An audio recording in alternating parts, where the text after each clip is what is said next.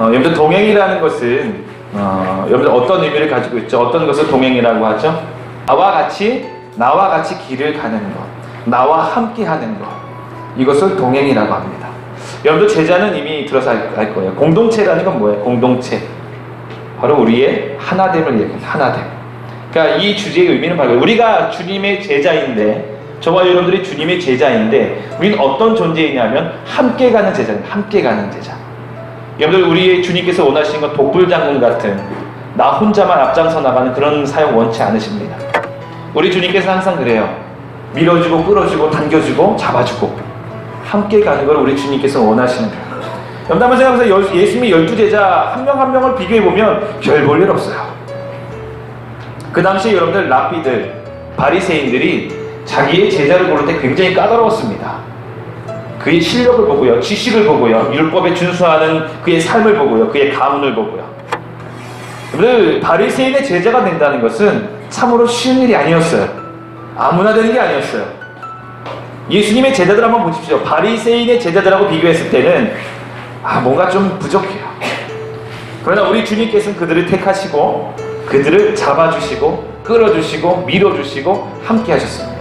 이것이 공동체라는 거예요. 공동체. 우리 청년부 공동체, 바로 공동체라는 것은 함께 가는 거예요. 함께 가는 거예요. 나보다 못한 사람이 있습니까? 내게 주신 힘, 바로 하나님이 내게 주신 힘으로 그를 잡아주는 거야. 그를 이끌어주는 것입니다. 여러분들, 동행하는 데 있어서 필요로 하는 것이 무엇일까요? 나와 함께 길을 가는 데 필요한 것 한번 생각해 보세요. 머릿속으로 절대적으로 뭐가 필요할까? 동행하는 데 있어서 뭐가 필요할까? 저는 말씀을 준비하면서 생각해보니까 그런 게 생각나요. 맞아요. 함께 가려면 같은 방향성을 가져야죠. 방향성이 같아야 갈 거 아니에요. 그렇죠? 그리고 그 목적, 같은 목적, 그 목적지가 같아야 돼요. 그래야 같이 가죠. 그리고 같은 마음, 같은 생각이 아닐까 생각해요. 우리가 동행하는 데 있어서 꼭 필요한 게 바로 그런 거예요. 같은 방향성, 같은 목적, 같은 마음, 같은 생각. 다 우리의 모습은 다 다르지라도 우리가 가지고 있는 그런 것은 같아야 된다는 것입니다. 그래야 동행할 수가 있는 것이죠. 그런데 좀 더 기도하면서 생각해 보니까 이런 것들보다 더 상위에 있는 우선순위가 있어요. 더 위에 있는 필요 요소가 있어요. 궁극적인 필요 요소가 있더라고요. 그것이 무엇일까요? 동행하는 데 있어서 자꾸 부딪히는데 같이 가요. 서로 양보해가면서 같이 가요. 그러면서 같이 동행해 가요. 그 이유가 무엇인가 생각해 봤더니 사랑입니다. 내가 사랑하니까 나를 조금씩 포기해 가요. 아내가 남편을 사랑하니까 조금씩 포기해 가요. 내가 하고 싶은 것도 조금씩 내려놔요. 왜? 내가 사랑하니까. 내가 사랑하는 사람을 위해서. 그 생각해 보니까 동행에 가장 필요한 요소가 뭐냐면 궁극적인 요소, 사랑입니다. 여러분, 우리 청년부의 제자 공동체가 사랑이 없잖아요. 그러면 아무것도 아니에요. 정말 아무것도 아닙니다. 우리가 추구해야 되는 것, 우리가 추구해야 될 바로 제자 공동체, 동행하는 제자 공동체에서 나아갈 추구해야 될 것들이 바로 사랑이라는 것입니다. 여러분, 옆에 있는 사람들 사랑하시기 바랍니다. 또한 여러분, 셀오들 사랑하시고요, 동기들을 사랑하시고요, 나랑 잘 모르고 나랑 이야기를 잘 안 한 사람도 그 사람을 위해서 기도해주고 그 사람을 위해서 내가 주님 옆에 간구하는 그 사랑의 모습을 가져야 된다는 것입니다. 조시아 브랜드라는 그런 작가가 있었어요. 4명의 그 작가를 제가 이야기할 거예요. 이 사람들이 사랑에 대해서 한마디씩 했습니다. 첫 번째, 조시아 브랜드라는 사람은 우주엔 중력이 없다. 우주엔 중력이 없다. 사랑에 빠진 게 이런 느낌일까? 라는 그런 멋있는 말을 남겼어요. 두 번째는 존 드라이든이라는 사람이 있습니다. 이 사람이 이런 얘기예요. 사랑의 고통은 그 어떤 것보다 달콤하다. 정말 그래요? 사랑의 고통은 그 어떤 것보다 달콤하다. 자, 세 번째, 키케로라는 사람이 이렇게 해서 사랑보다 폭력적인 감정은 없다. 사랑보다 폭력적인 감정은 없다. 세 번째, 톨스토이는 이렇게 얘기했습니다. 사랑하기 때문에 이해한다. 사랑하기 때문에 이해한다. 여러분들, 이 모든 말은 이 사람들의 아주 깊은 삶의 그런 경험, 그리고 깊은 고민과 깊은 묵상에서 나온 사랑에 대한 정의들입니다. 여러분들, 이 세상에 사랑에 대한 정의가 얼마나 많은지 몰라요. 한마디로 정의할 수 없는 게 사랑이라는 것이죠. 여러분들, 우리나라 속담에 그런 게 있죠. 콩깍지가 씌었다. 최근에 네덜란드와 미국의 공동 연구팀이 진행한 연구에서 연구한 게 있었어요. 바로 열렬하게 사랑에 빠진 사람, 연애하는 그 사람들을 500쌍을 가지고 연구를 했어요. 그랬더니 그 결과가 나왔는데 그 결과가 어떻게 나왔냐면 열정적인 연애를 하고 있는 사람들은 심리 테스트 결과에 인지 조절 능력이 떨어진다. 그러니까 이게 뭐냐면 일반 그냥 솔로인 사람보다 연애를 열렬히 하고 있는 사람은 인지 조절 능력이 떨어진다는 것은 판단이 잘 안 된다는 거예요. 이 사람은 이게 콩깍지가 씌었다는 게 뭐냐면 정말 이게 계산적으로 이게 더 이익인지 이게 더 이익인지 계산이 안 된다는 거예요. 그래서 콩깍지가 씌었다는 거예요. 근데 연구를 보니까 실제로 우리가 판단한다는 그 인지 결과가 떨어지고 있다는 것입니다. 여러분들 연애하고 있을 때 옆에 사람이 멋있어 보고 이뻐 보이잖아요. 내 인지 결과가 떨어지고 있다라고 한번 생각해 보세요. 근데 그게 은혜입니다. 그렇죠? 사랑하기 때문에 목적이 달라도 내가 그래서 포기할 수 있는 거예요. 여러분들 그런 계산적인 아주 이성적인 생각을 가지고 사랑을 할 수 있다? 불가능합니다. 이루어질 수 없는 거예요. 그렇게 되면 같은 방향성을 갈 수가 없어요. 이런 게 되는 거예요. 내가 사랑한다고 말은 하지만 너는 나에게만 맞춰. 너는 나에게만 맞춰서 가야 돼. 일방적인 그런 요구가 될 수가 있다는 것이죠. 진정한 사랑, 우리 주님께서 원하시는 진정한 사랑을 한다면 여러분들 눈에 콩깍지가 씌어야 돼요. 바로 주님, 예수님을 바라볼 때 콩깍지가 씌어야 돼요. 여러분들 그렇잖아요. 예수님도 여러분들 바라볼 때 콩깍지가 씌었으니까 그런 것이죠. 어떻게 창조주이신 하나님께서 왜 고통을 무릅쓰고 이 땅에 왜 오세요? 바보 같잖아요. 그렇지 않아요? 왜 그런 손해를 사서 고생하냐 이거예요. 가만히 있어도 창조주이시고 손해볼 거 없는 분이 창조주 아니십니까? 우리 모든 이 땅에 죄된 백성도 다 쓸어버리고 저 돌들로도 하나님의 백성을 만들 수 있는 분이 하나님이신데 뭐하러 굳이 우리 하나님께서 이 땅에 내려오셔가지고 십자가를 지시고 주님이 보시기에 죄된 더러운 벌레만도 못한 백성들에게 침뱉음을 당하시고 채찍질을 당하시고 왜 그런 고통 가운데 십자가에 못 박혀 돌아가십니까? 저와 여러분들을 향한 사랑의 콩깍지가 쪘기 때문이라는 것입니다. 우리 주님은 그런 분이세요. 사랑꾼이에요. 사랑꾼. 정말 사랑꾼이에요. 저와 여러분들은 주님의 제자잖아요. 제자는 뭐하는 사람이에요? 스승을 닮아가는 사람이에요. 스승의 진리와 스승의 가르침을 따르고 순종하고 이루어 나가는 사람들이 제자입니다. 여러분들도 사랑의 콩깍지가 시기 바랍니다. 여러분들 오늘 말씀을 한번 들어와서 볼게요. 우리 고린도전서 13장을 이제 별명이 이제 사랑장이에요. 사랑장. 사랑에 대해서 노래하고 사랑에 대해서 이야기하는 장이 사랑장입니다. 근데 성경의 흐름을 보면 이상해요. 여러분들 고린도전서 12장에 보면 성령의 은사들에서 이야기합니다. 은사들이 어떤 것들이 있다 보면 우리 12장 1절부터 11절까지 은사는 뭐 어떤 것이 있고 병 고치는 은사, 어떤 사람이 예언하고 어떤 사람이 영들 분별하고 어떤 사람은 방언을 하고 이런 각종 은사에 대해서 이야기하면서 12장 12절부터 뒤에까지는 하나의 몸과 많은 지체, 이 은사들이 주님의 교회, 주님의 몸을 이루어 나가는 데에 하나님의 다양성으로 주신 것들이 은사다라고 이야기하는 거예요. 다 다르다는 거예요. 다양성을 너희 교회는 인정해야 된다는 것입니다. 꼭 나와 같지 않다는 거예요. 그러면서 우리 12장 31절 마지막에 보면 그런 이야기를 해요.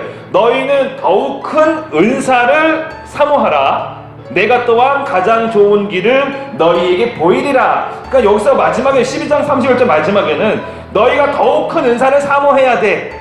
은사에 대해서 어떤 소개를 하고 있잖아요. 그런데 우리 14장 1절을 한번 읽어볼게요. 14장 1절에 보면 이렇게 있습니다. 시작! 사랑을 추구하며 신령한 것들을 사모하되 특별히 예언을 하려고 하라. 여러분들 13장을 딱 빼보세요. 13장을 딱 빼버리고 12장 31절과 14장 1절을 읽어보면 너무 잘 이어져요. 우리 12장의 은사들에서 이야기하고 있어요. 은사들에 대해서 이야기하고 있는데 13장이 그러면 사랑은 은사일까요? 사도 바울이 하나님의 진리를 가지고 지금 이야기할 때에 그렇다면 이 사랑을 이야기하는데 12장과 이어서 이야기할 때 그러면 이 사랑이 은사일까요? 두 번째 오해는 바로 그런 것이 무엇이냐면 바로 여기 12장 31절에 보면 더욱 큰 은사라는 것을 이야기해요. 은사, 그리고 어떻게 생각하면 더욱 큰 은사를 이야기하고 뒤에 가장 좋은 길이 다 같은 거예요. 같은 거라고 생각해요. 더욱 큰 은사는 가장 좋은 길이고 곧 이것은 13장에 넘어가서 사랑이다 라고 이야기해요. 그러면 뭐냐면 더욱 큰 은사가 있는데 그것은 사랑이다. 어떤 사람은 그렇게 해요. 그래서 여기서 말하는 사랑은 은사로서의 사랑이다 라고 이야기합니다. 여러분들 그렇게 생각하세요? 그렇게 동의하십니까? 저는 그렇게 생각하지 않아요. 여러분들 사랑이 은사라면 은사는 카리스마가 은사예요. 원어로 보면 이 카리스마라는 것은 아주 이펙트한 우리 주님께서 주신 선물입니다. 선물이에요. 주님의 사역과 주님의 나라와 주님의 의 그리고 주님이 주신 사명을 이루어가는데 필요하기 때문에 은사를 주신 거예요. 특별한 각자에게 하나님이 주신 선물, 그것이 바로 은사라는 것입니다. 사랑이 은사라면 여러분들 특별한 사람에게만 받는 것이 사랑입니까? 특별한 사람만이 소유하고 있고 표현할 수 있는 게 사랑이라는 것입니까? 그럼 뭐가 맞지가 않아요. 다르다는 것입니다. 사도 바울이 여기서 이야기하고 있는 하나님의 말씀은 사랑이 은사라고 이야기하는 게 아닙니다. 우리 원어로 보면 그래요. 더욱 큰 은사라는 이 단어는 복수형으로 되어 있어요. 그러니까 우리말로 표현하면 더욱 큰 은사들을 사모하라라는 것입니다. 그런데 12장 31절의 뒤에 가장 좋은 길을 너희에게 보일 것이다. 이 말씀은 어떤 것이냐? 단수예요. 단수. 한 가지. 그러니까 이 은사와 이 가장 좋은 길은 달라요. 다른 의미를 가지고 있는 것입니다. 그러면서 사도 바울이 이야기하는 가장 좋은 길을 너희에게 보일 것인데 그것이 어떤 것이냐면 바로 사랑이다라는 것입니다. 우리가 하나님의 나라와 하나님의 교회를 이루어가고 주님의 나라 또한 주님의 뜻을 이루어가는 데 있어서 가장 좋은 길은 사랑이다라고 이야기합니다. 사랑이다라고 이야기하는 것입니다. 여러분들 오늘에 보면 이 13장 1절에 보면 그 사랑과 은사와 대비시키고 있어요. 첫 번째, 내가 사람의 방언은 분명히 은사죠. 이 방언 그리고 천사의 말. 그렇다면 이 사람의 방언과 천사의 방언을 할지라도 무엇과 대비하고 있죠? 사랑이 없으면 아무것도 아니다라는 것입니다. 그렇다면 이 사도 바울이 실질적으로 가지고 있는 이 차이점은 무엇일까요? 어떤 기준으로 차이점을 가지고 있을까요? 우리 12장 28절에 보면 이렇게 이야기합니다. 하나님의 교회 중 몇을 세우셨으니 첫째는 사도요, 둘째는 선지자요, 셋째는 교사요. 첫째, 둘째, 세자라는 그 우선순위를 지금 매기고 있어요. 그리고 뒤에 보면은 여러분들 14장 1절에도 사랑을 추구하며 신령한 것들을 사모하되 특별히 뭐를 하라고요? 예언을 하라고 하는 것입니다. 그러니까 다른 방언보다 다른 은사들보다 예언을 하려고 더 힘쓰라라는 거예요. 이 말은 사도 바울이 은사에 대한 개념을 가지고 있는데 뭔가 차등을 두고 있다는 것입니다. 근데 이 차등의 기준이 되는 것은 어떤 것이냐면 바로 우리의 몸된 공동체, 주님의 몸된 공동체, 교회에 유익을 주냐 안 주냐는 것입니다. 사도 바울은 항상 그 머릿속에 그게 담겨 있는 거예요. 주님의 교회, 우리는 주님의 지체이고 우리는 주님의 몸을 이루어가는 그 지체들이에요. 하나하나에 같이 붙어있는 지체들이에요. 그렇다면 우리 모두가 추구해야 될 것은 무엇이냐면 주님의 교회, 우리의 연합, 우리의 공동체에게 덕을 끼치고 유익을 끼치는 일들, 그 뜻을 사모하라라는 것입니다. 우리가 가진 모든 은사들도 나를 나타내고 나를 높여 보이고 나를 더 다른 사람보다 우월하게 보이려고 우리에게 주신 은사들이 아니라는 거예요. 바로 이 은사들을 이야기하는 사랑을 왜 얘기하느냐? 바로 사도 바울이 봤을 때에 은사가 은사되게 하는 것이 사랑이라는 것입니다. 사랑이라는 거예요. 여러분 우리가 고린도전서의 그 배경을 좀 알아야 돼요. 여러분들 고린도 교회는 굉장히 은사주의가 가득 차 있었습니다. 능력 있는 사람들이었고요. 아주 그 지식도 있는 사람들이었고요. 아주 괜찮은 사람들이었어요. 그런데 이 고린도 교회에 왜 사도 바울이 그토록 이 고린도 교회를 향하여서 편지하고 하나님 말씀을 전파하고 이야기하느냐? 무엇입니까? 바로 파당 문제. 나는 물론 나는 바울파다. 나는 예수파다. 나는 베드로파다. 라고 하면서 다른 사람들을 비방하기 시작해요. 다른 사람들은 인정하지 않습니다. 손가락질하고 너희들은 잘못됐어 라고 이야기하고 있어요. 다양성을 인정하지 않아요. 그래서 그토록 은사를 이야기하면서 한 몸, 한 지체에 대해서 그토록 강조하는 것입니다. 여러분들 은사가 강하고 그 은사가 나 중심, 내 개인 중심으로 은사가 나타나잖아요. 그럼 그게 교만으로 나아갑니다. 교만으로 나아가요. 나와 다른 사람들이 인정하지 않습니다. 나보다 못한 사람들이 인정하지 않습니다. 나보다 낮게 보는 거예요. 여러분들, 이 신앙의 교만이 얼마나 위험한지 몰라요. 신앙의 교만이 여러분들 나도 모르는 사이에 저와 여러분들을 무너뜨릴 수 있어요. 내 안으로 사람들을 용납을 못해요. 그 율법주의가 돼가고 자꾸 정죄하기 시작합니다. 사도 바울은 이 은사들을 이야기할 때 왜 사랑이 필요하냐? 그것이 가장 은사들의 기초는 너희의 사랑이 있어야 돼요. 사랑이 은사라는 이야기가 아니라 모든 은사들의 가장 기본 베이스, 가장 토대가 되는 것이 사랑이라는 겁니다. 사랑 위에 은사가 세워져요. 사랑 위에 방언이 있어야 되고, 사랑 위에 예언이 있어야 되고, 사랑 위에 어떤 병고침이 있어야 되고, 사랑 위에 어떤 사역이 있어야 돼요.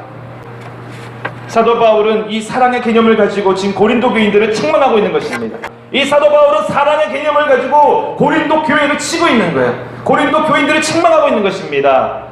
여러분, 우리가 보고 있는 이 말씀 그 뒤에 보면 사랑은 오래 참고, 사랑은 온유하며, 사랑은 시기하지 아니하며, 사랑은 자랑하지 아니하며, 교만하지 아니하며, 무례히 행하지 아니하며, 자기 유익을 구하지 아니하며, 성내지 아니하며, 악한 것을 생각하지 아니하며. 여러분, 이 단락이 뭐냐면 고린도 교인들이 지금 어찌 보면 이 부정적인 것들을 다 행하고 있는 거예요. 오래 참지 않아요. 같이 성만찬, 그러니까 식탁 교제를 할 때에도 구분이 져 있습니다. 엘리트급 잘 사는 사람들은 먼저 와서 자기들끼리 밥 먹고, 늦게 온 밖에서 일하고 온 사람들은, 열심히 일하고 온 사람들은 저 밑에서 따로 음식도 조금밖에 없는 것을 나눠 먹고 있는 거예요. 고린도 교회가 그랬어요. 이들 방언하는 사람들이, 고린도 교회는 방언을 최고로 겼습니다. 왜? 천사의 말이니까, 하늘의 언어이니까 방언을 아주 중요하게 여겼어요.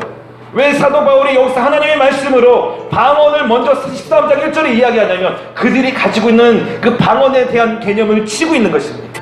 너희들이 아무리 방언을 많이 해봐라, 너희들이 아무리 천사의 말을 많이 해봐라, 그 가운데 사랑이 없다면 이것은 소리나는 구리와 울리는 꽹과리가 된다라는 것입니다. 즉, 하필이면 왜 이런 비유를 갖다가 사도 바울이 쓰느냐 하면, 너희들이 아주 뜨겁게 열정적으로 떼굴떼굴 구르면서 옷을 찢으면서 아주 통곡하면서 방언을 할지라도, 기도를 할지라도 너희 안에 사랑이 없으면 그냥 아주 시끄러운 소음만 일어나는 것과 같다는 것입니다. 여러분들, 우리가 은사를 많이 못 받아도 괜찮아요. 방언 못 받아도 괜찮아요. 예언 못해도 괜찮습니다. 지금 사도 바울이 이 얘기하는 거, 가장 좋은 길, 바로 가장 으뜸되는 게 이게 중요한 거 아닙니까? 여러분들, 주님의 마음을 속 시원하게 하고, 주님의 마음을 흡족하게 하고, 정말 최고야 라고 인정하는 그런 백성이 되고 싶습니까? 그런 으뜸의 길을 지금 사도 바울이 제시하고 있는 거예요. 가장 좋은 길, 그것이 무엇이냐면 사랑이라는 것입니다. 1절은 방언에 대해서 이야기했죠. 2절은 14장에서 이야기하는 예언, 방언보다 더 추구할 것, 예언에 대해서 지금 이야기해요. 이제 내가 예언하는 능력이 있어서 모든 것의 모든이 어떤 것을 이야기하는, 모든 비밀, 그리고 모든 지식, 그리고 또한 산을 옮길 만한 모든 믿음. 여러분들 좋은 말 다 쓰고 있잖아요, 여기에. 그렇잖아요. 예언이라는 건 무엇입니까? 구약부터 보면은 하나님의 신 성령에 감동되어서 하나님 나라의 비밀을 그가 받아서 이 땅에 선포하는 것이 예언입니다. 하나님의 나라와 하나님의 의를 추구하면서 이 산을 옮길 만한 믿음을 소유한 것, 얼마나 위대한 것입니까? 그러나 이 모든 것이 있을지라도 뒤에 보면 사랑이 없으면 내가 아무것도 아니다라는 것입니다. 내 안에 사랑을 가지고 있지 않으면 내가 자랑하는, 너희들이 자랑하는 그 모든 것도 주님께서 기뻐하시지 않는다는 것입니다. 그리고 우리가 3절로 넘어가면 더 심각해집니다. 이제는 뭔가 도덕적이고 윤리적인 그런 것들 이야기해요.